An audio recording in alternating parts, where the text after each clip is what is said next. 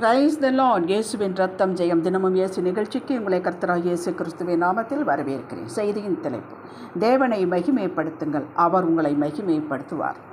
ஹல்லேலூயா. ஆதார வசனம் யோவான் 14:13.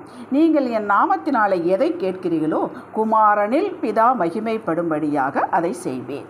கிறிஸ்துவுக்குள் அன்பானவர்களே, இயேசு பூமியிலே வாழ்ந்த காலத்தில் பிதாவை மகிமைப்படுத்துவதையே நோக்கமாக கொண்டிருந்தார். எப்படி? தான் எதை பேசினாலும் எதை செய்தாலும் அது பிதாவை மகிமைப்படுத்துவதாகவே இருக்க வேண்டும் என்பதில் அக்கறையும் விழிப்புணர்வும் கொண்டவராயிருந்தார். இதுதான் கிறிஸ்துவின் சிந்தை. இது நமக்கு வேண்டும் என்று பவுலடியார் நமக்காக வேண்டுதல் செய்கிறார். அதாவது, பிதா என்ன சொல்ல சொன்னாரோ அதையே பேசுகிறேன் என்றார் இயேசு. எதை எப்படி செய்ய வேண்டும் என்று காட்டினாரோ அப்படியே செய்கிறேன் என்றார் இயேசு. பிதா செய்ய சொன்னதை செய்வதற்கு எத்தனை தடைகள் இருந்தாலும் அதை தகர்த்து எதிர்த்து செய்து பிதாவை மகிமைப்படுத்தினார். இதுதான் பிதாவை மகிமைப்படுத்துது. அதே போல் நமக்கும் எதை செய்ய சொன்னாலும் அதுக்கு எத்தனை தடைகள் வந்தாலும் தடைகளை நொறுக்குகிறவர் நம்ம கூட இருக்கிறார். அதில் எல்லாம் தடைகளை தகர்த்து செய்து முடிக்க வேண்டும். செய்வதற்கு எளிதாக இருக்கிறது என்பதற்காக பிதா சொல்லாததை அவர் செய்யவில்லை. பாருங்கள், அவர் நம்மை போலவே மனிதனாகவே இருந்த காலத்தில் தான் இது நடந்தது. ஆகையால் தான் அவர் தைரியமாக தெளிவாக அறிக்கை செய்தார். யோவான் 17:4 பூமியிலே நான் உம்மை மகிமைப்படுத்தினேன், நான் செய்யும்படி நீர் எனக்கு நியமித்த கிரியை செய்து முடித்தேன். இப்படி நம்மால் ஒவ்வொரு இரவும் படுக்கைக்கு செல்லும்னு சொல்ல முடியுமா? முடியும். ஆவியானவர் உதவி செய்ய நமக்குள்ளே இருக்கிறார். அப்படி ஒவ்வொரு நாளும் சொல்ல முடியுமானால் செய்தால்தான் சொல்ல முடியும். முற்பிதாக்களுக்கு கொடுத்த வாக்கிலிருந்து கிருபையின் காலத்தில் நம்மோடு செய்த இரத்த உடன்படிக்கையின்படி சகலமும் உங்களை தேடி வரும். நீங்கள் தேடி போக வேண்டிய அவசியமே இல்லை. ஆசீர்வாதத்தின் உச்சகட்டம் நாம் பிறருக்கு ஆசீர்வாதமாக இருப்பதுதான். நீங்கள் ஒருவருக்காக ஜெபித்தால் அது அப்படியே நடக்கும். எப்பொழுது? நீங்கள் பிதாவின் சித்தத்தில் இருக்கும் பொழுது, பிதாவுக்கு கீழ்ப்படிந்து அவருடைய சித்தத்தை செய்து கொண்டிருக்கும் பொழுது நீங்கள் என்ன சொன்னாலும் நடக்கும். எலியா நம்மை போல பாடுள்ள மனுஷன் மழை பெய்யாதபடிக்கு கருத்தாய் ஜெபம் பண்ணினான். அப்பொழுது 3 வருடம் பூமியின் மேல் மழை பெய்யவில்லை. மறுபடியும் ஜெபம் பண்ணினான். அப்பொழுது வானம் மழையை பொழிந்தது, பூமி தன் பலனை தந்தது என்று நாம் பார்க்கிறோம். யாக்கோபு 5:17-18 அன்று எலியாவின் ஜெபத்தை கேட்டு பதில் கொடுத்தவர் இன்று நமக்கு பதில் கொடுப்பார். அவரிடத்தில் பட்சபாதமே இல்லை. ஆபிரகாம், தாவீது, தானியேல், யோசேப்பு, எலியா, எலிசா யாவரும் தேவனை மகிமைப்படுத்தினவர்கள். அதையே பிரதானமாக அவர்கள் வைத்திருந்தார்கள். எதை செய்தாலும் அது தேவனுடைய சித்தத்தில் இருக்க வேண்டும் என்பதில் அக்கறை கொண்டிருந்தார்கள். கர்த்தர் அவர்கள் மூலமாகவும் அவர்களுக்குள்ளேயும் பெரிய பெரிய காரியங்களை செய்தார். எப்படி மகிமைப்படுத்தினார்கள்? கீழ்ப்படுத்தினாலே அவர் என்ன சொன்னாரோ அப்படியே கீழ்ப்படிந்தார்கள். அவர் பிரியப்படுகிறதை செய்தார்கள். தங்களுக்கு பிரியமில்லாவிட்டாலும், தங்களுக்கு கம்ஃபர்டபுளாக இல்லாவிட்டாலும் தேவன் பிரியப்படுவார் என்பதற்காக அவர்கள் செய்தார்கள். கர்த்தர் அவர்களோட பேசினார். நம்மோடும் பேசுகிறார். பிரார்த்தனையும் போது பேசுகிறார். வேதம் வாசிக்கும் போது பேசுகிறார். ஆவியானவர் உணர்த்துகிறார். அந்த மெல்லிய சத்தம் நமக்கு புரிய வேண்டும். நம்முடைய இருதயத்தில் தான் பேசுகிறார். அதனால் அந்த இருதயத்தை கொஞ்சம் பரிசுத்தமாக வைத்துக்கொள்ள வேண்டும். லோடு இல்லாமல் பார்த்து கொள்ள வேண்டும். கசப்பு, வெறுப்பு, மன்னிக்காத தன்மை, அது இது என்று எல்லாவற்றை போட்டு அழுத்தி கொண்டு நம் இருதயத்தை வைத்திருக்கக்கூடாது.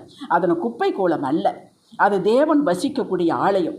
நாம் உணர்ந்தும் புரிந்தும் கீழ்ப்படுகிறோமா என்பதுதான் கேள்வி.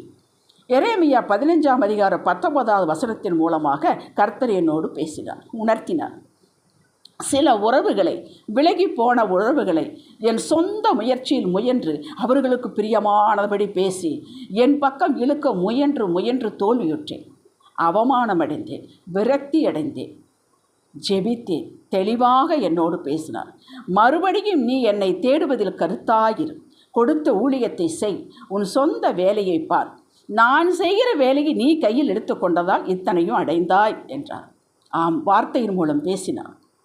நீ அவர்களிடத்தில் திரும்பாமல் அவர்கள் உன்னிடத்தில் திரும்புவார்களாக என்று கர்த்தர் எனக்கு ஏற்கனவே வாக்கு கொடுத்திருந்தார். அப்படியே கீழ்ப்படிந்தேன். இதுதான் கர்த்தரை மகிமைப்படுத்துவது. எப்பொழுதெல்லாம் நீங்கள் கீழ்ப்படுகிறீர்களோ அவரை மகிமைப்படுத்து. உங்களால் முடியாவிட்டாலும் கீழ்ப்படிந்தால் அது அவரை அவருக்கு தெரியும். உங்களுடைய பலவீனம் தெரியும், பலம் தெரியும், எல்லாம் தெரியும். இந்த காரியத்தை மறந்து போகும் அளவிற்கு என் வேலையில் நான் பிஸியாகிவிட்டேன். ஆச்சரியமாய் அவர்களாகவே பேசவும் என்னை விசாரிக்கவும் ஆரம்பித்தார். நான் எப்பவும் சொல்வதுண்டு, சின்ன சின்ன காரியங்கள் கீழ்ப்படிந்து தேவனை மகிமைப்படுத்துங்கள். பெரிய காரியங்கள் கீழ்ப்படிவது எளிதாகிவிடும். இதற்கு நாம் நம்மை கொஞ்சம் பயிற்றுவித்துக் கொள்ள வேண்டும். ட்ரைனிங் எடுத்துக்கொள்ள வேண்டும். எவ்வளவு பெரிய தடைகளை பிசாசு போட்டிருந்தாலும் ஆண்டவர் உடைத்திருந்து உங்களை ஆசீர்வதிப்பார். லூக்கா 13ஆம் அதிகாரம் 13, 17 வசனங்களை வாசிக்கும். ஜெப ஆலய தலைவன் அங்கே ஒரு ஸ்திரீ இருந்தால், 18 வருடமாக கூனியாக இருந்தால், எவ்வளவே நிமிர முடியாது, ஆலயத்தில் தான் இருந்தார். அன்று இயேசு அந்த மகளுக்கு சுகம் கொடுத்தார். ஜெப ஆலயத்தில் தடுத்தான். 6 நாட்கள் இருக்க சுகமாக்கி கொள்ளுங்கள், இது ஓய்வு நாள் என்றார். இயேசு மீறினார், விடுதலை கொடுத்தார். அங்கிருந்த எல்லாருக்கும் ஒரு ஆச்சரியமாக இருந்தது. யோவான் 2:9 திருமண வீட்டில் தண்ணீரை திராட்சரசமாக மாற்றி கொடுத்தார். இயேசு இப்படி செய்து தேவனை மகிமைப்படுத்தினார். இயேசு சதா நேரமும் நமக்காக பிதாவிடம் பரிந்து பேசி கொண்டிருக்கிறார் என்பதை நீங்கள் மறக்க வேண்டாம். என்ன பேசுவார்? என் மகன் இந்த ஆசீர்வாதத்திற்கு தகுதியுள்ளவன்.